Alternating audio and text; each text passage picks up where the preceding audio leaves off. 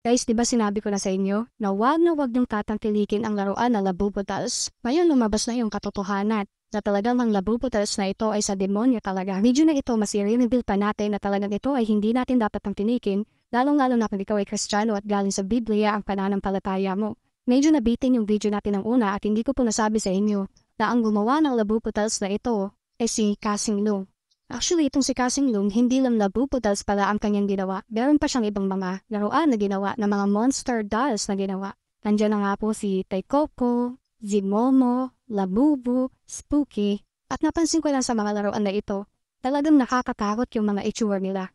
At yung pinaka-cute lang or medyo hindi lang nakakatakot ng konti na itsura, ay ang Labubu. So si Labubu doll ay isang monster elves or mga duwende. Ito yung pumakalat sa mga tao. At ngayon matutuklasan natin na ang leader pala ng mga Labubu dolls or mga Labubu elves na mga duwende ay si Zimomo. Sa atin pong pag-research, natuklasan po natin sa IG account ni Kasing Lung si Zimomo. At makikita natin talagang demonyong-demonyo yung itsura ng Zimomo doll na ito.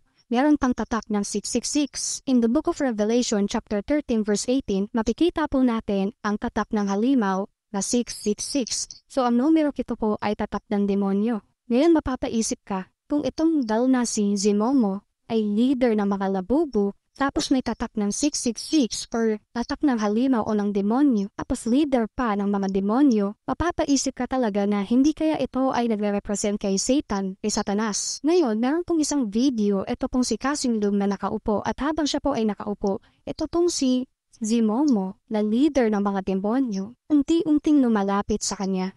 At nung nakalapit na po sa kanya, ito po ay kinuha ni Kasing Lung at ito ay kanyang itinaas. Ngayon balikan po natin yung IG account ni Kasing Lung. Doon po sa post niya na si Zimomo na may tatak ng 666, kung titingnan po natin yung caption, meron pong nakalagay dito na hashtag Alien666. Ngayon, tignan natin yung account na ito.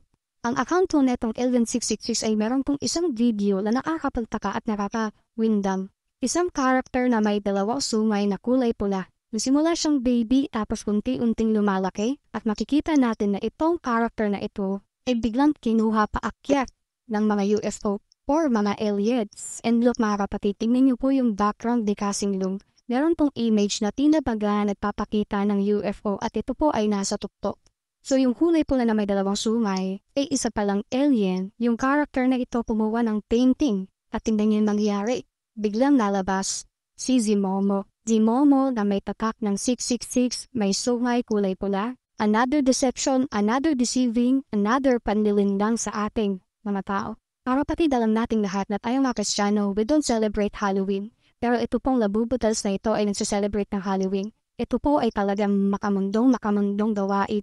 Kaya nga po ulitin ko, kung ikaw ay isang tunay na Kristiyano, dapat hindi ka worldly or hindi ka makamundo at hindi ka dapat tumatangkilik ng laruang ito. Dami po ngayon mga naglalabasan ng mga Labubu-Dolls na kung saan pinapakita talaga at pinopromote ang mga malademonyo, buhay, malademonyo, environment. Bilang pastor, lagi ko pa sinasabi sa church, kung gusto mong mapunta ng langit, dapat dito pa lang sa lupa, dalawang panglangit ka na. Mahirap naman kasi na gusto nating mapunta ng langit pero yung ginagalawan natin dito sa mundo, tayo na baga papuntang impyerno. Gusto ko pong iwanan sa inyo ang Bible verse na ito na kung saan isang paalala sa atin ng Diyos. Sabi po ng Biblia sa Roma chapter 12 verse 1-2, kaya nga mga kapatid, nakikiusap ako sa inyo.